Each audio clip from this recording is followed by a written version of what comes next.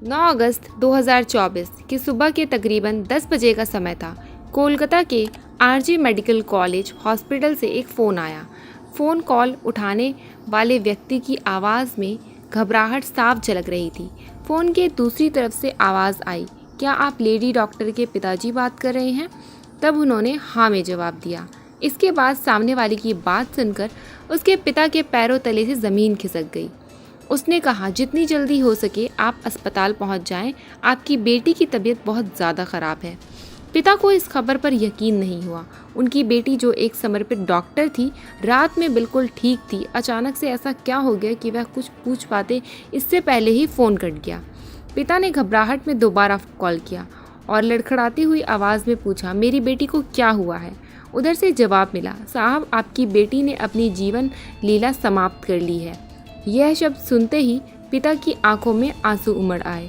उनकी बेटी जो हमेशा मुस्कुराती रहती थी, जिसने हर दिन ना जाने कितने मरीजों का नया जीवन दिया था, अब वह इस दुनिया में नहीं रही। बेटी की खबर सुनते ही माँ भी फूट फूट कर रोने लगी।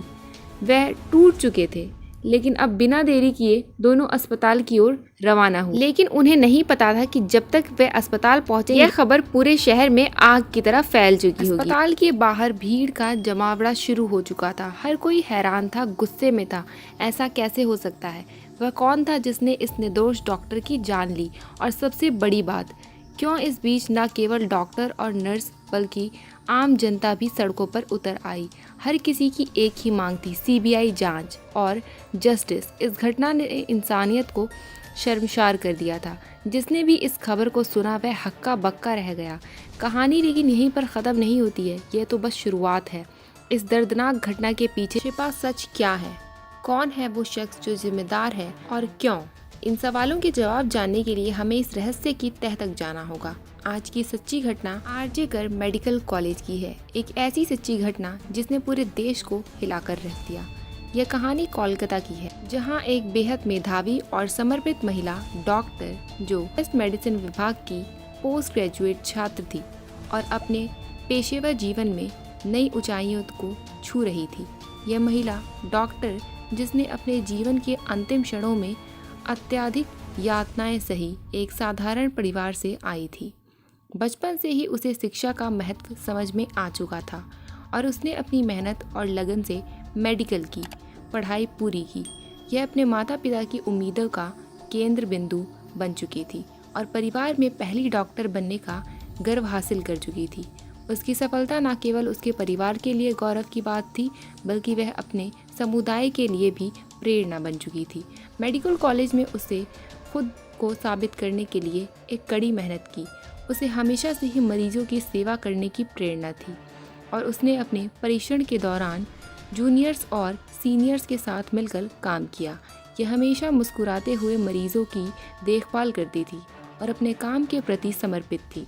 लेकिन कोई नहीं जानता था कि एक दिन यही समर्पण उसे भयानक अंत की ओर ले जाएगा। 2024 8 अगस्त की रात को लगभग 11 बजे उसे उसकी मां की फ़ोन कॉल आया। मां ने हर रोज़ की तरह अपनी बेटी की खैर खबर ली। डॉक्टर ने फिर मुस्कुराते हुए जवाब दिया, मां मैं ठीक हूँ। उस समय वह मरीजों को देखने जा रही थी। यह उनका आखिरी संवाद था।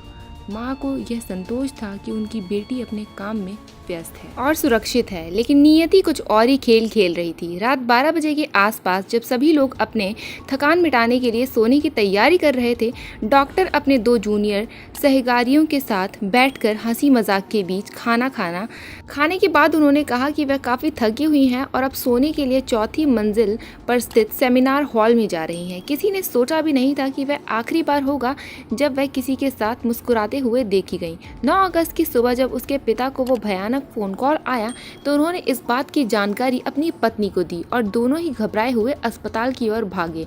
और जब वे अस्पताल पहुंचे तो वहां का दृश्य किसी नाइटमेयर से कम नहीं था। अस्पताल की गलियारों में तफरी का माहौल था। डॉक्टर का शरीर अर्धनग्न अवस्था में खून में लथपथ और जख्मों से भरा पड़ा था। डॉक्टर के शरीर पर जगह जगह चोट के निशान पाए गए और उनकी गर्दन की हड्डी टूटी हुई थी। आंख, मुंह और निजी अंगों से खून बह रहा था। यह कोई साधारण मौत नहीं थी, बल्कि बर्बरता की सारी हदें पार की जा चुकी थीं। बेटी की हालत को देखकर पिता और माँ दोनों टूट जाते हैं और अब कहने सुनने को कोई शब्द ही नहीं बचता। इस भयानक घटना की खबर ने पूरे अस्पताल के सभी डॉक्टरों, नर्सों और कर्मचारियों को हिला कर रख दिया था। जैसे ही यह खबर अस्पताल से बाहर निकली तो सोशल मीडिया पर आग की तरह फैलने लगी और पूरे शहर में गुस्से की लहर दौड़ पड़ी। अस्पताल के बाहर लोगों का जमावड़ा होना शुरू हो गया। डॉक्टरों और नर्सों ने धरना प्रदर्शन करना शुरू कर दिया। बस एक ही मांग थी कि न्याय दोषियों को सख्त सजा देनी चाहिए। बड़े दबाव के चलते इस मामले की जांच बहुत ही तेजी से शुरू हुई और जांच अधिकारियों ने मामले की जांच शुरू की, लेकिन शुरुआत में अस्पताल प्रशासन ने इसे एक हत्या के रूप में पेश करने की कोशिश की थी। हालांकि घटनास्थल की स्थिति थी, महिला का डॉक्टर के शरीर पर गहरे घाव और उसकी टूटी हुई गर्दन की हड्डी, यह सभी संकेत दे रहे थे कि यह मामला साधारण तो बिल्कुल भी नहीं है, जो कि पोस्टमार्टम की रिपोर्ट ने साबित कर ही दिया था। जैसे जैसे मामला आगे बढ़ा, राजनीतिक नेताओं और सामाजिक संगठनों ने भी इस मामले पर दुख जताया। यह घटना केवल एक परिवार का दर्द नहीं बल्कि पूरे समाज का सवाल बन गई थी। ममता बनर्जी की सरकार भी इस मामले को लेकर दबाव में आ गई थी और खैर जांच के दौरान सेमिनार हॉल के पास की सीसीटीवी फुटेज खंगाले गए। इसमें कुछ संदिग्ध गतिविधियां देखी गईं। जांच के दौरान संजय राय नामक एक व्यक्ति सामने आया जो पुलिस कल्याण बोर्ड में सहायक के रूप में कार्य करता था। वह अक्सर अस्पताल में आया जाया करता था और उसे संदेह की निगाहों से अब देखा जाने लगा था। उसी जांच के दौरान पुलिस को सेमिनार हॉल के पास एक ब्लूटूथ डिवाइस मिला। पुलिस ने जब उसका ब्लूटूथ डिवाइस चेक किया, जो कि बुरी हालत में टूटा हुआ था, यह डिवाइस संजय राय का निकला। फिर उसे तुरंत हिरासत में ले लिया गया और संजय राय की इतिहास और उसकी गतिविधियों से हर कोई वाकिफ था। उसने कई शादियां की हुई थी और हर बार जब उसका मन भर जाता था तो अपनी पत्नी को छोड़ देता था। उसकी एक पत्नी संदिग्ध परिस्थितियों में मौत भी हुई थी, लेकिन उस समय किसी ने उसकी शिकायत नहीं की थी और वह खुद को एक पुलिस वाला बताता था। जांच के दौरान पुलिस को कई चुनौतियों का सामना करना पड़ा। संजय राय की गिरफ्तारी के बाद उसने पहले तो किसी भी अपराध को स्वीकार नहीं किया, लेकिन बाद में जब उसे कड़ी पूछताछ का सामना करना पड़ा तो उसने अपने अपराध को कबूल कर लिया। 8 अगस्त की रात संजय राय ने शराब के नशे में धुत होकर उस महिला डॉक्टर पर हमला किया। उसने पहले उसे बुरी तरीके से मारा, फिर उसके साथ दुष्कर्म किया और अंत में उसकी जीवन लीला ही समाप्त कर दी। उसके शरीर पर जगह जगह गहरे घाव के निशान पाए गए, जो इस बात को साबित करते थे कि कितनी क्रूरता के साथ उस महिला डॉक्टर पर हमला किया गया था। पुलिस ने उसके मोबाइल को भी जब्त किया और उसमें कई आपत्तिजनक वीडियो भी पाए गए जो उसके अपराध होने की पुख्ता सबूत देते थे। फिर पुलिस ने संजय राय के खिलाफ भारतीय न्याय संहिता की धारा 64 और धारा 103 के तहत मामला दर्ज किया और सियालदह अदालत में उसे पेश किया, जहां पर उसे 23 अगस्त तक पुलिस रिमांड में रखने की मंजूरी मिली।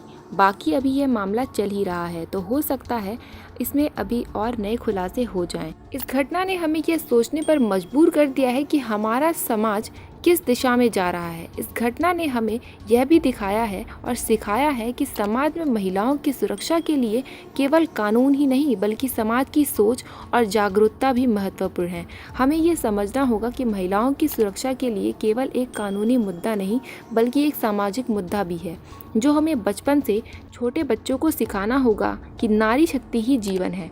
बाकी अगर आपको हमारा ये छोटा सा प्रयास समझ में आया है तो सब्सक्राइब करें और हमारे इस चैनल के साथ जुड़ जाएं। और अगर आप लोग को वीडियो आज की पसंद आई है तो वीडियो को लाइक करें। मिलते हैं नए केस के साथ और एक नए खुलासे के साथ। जय हिंद।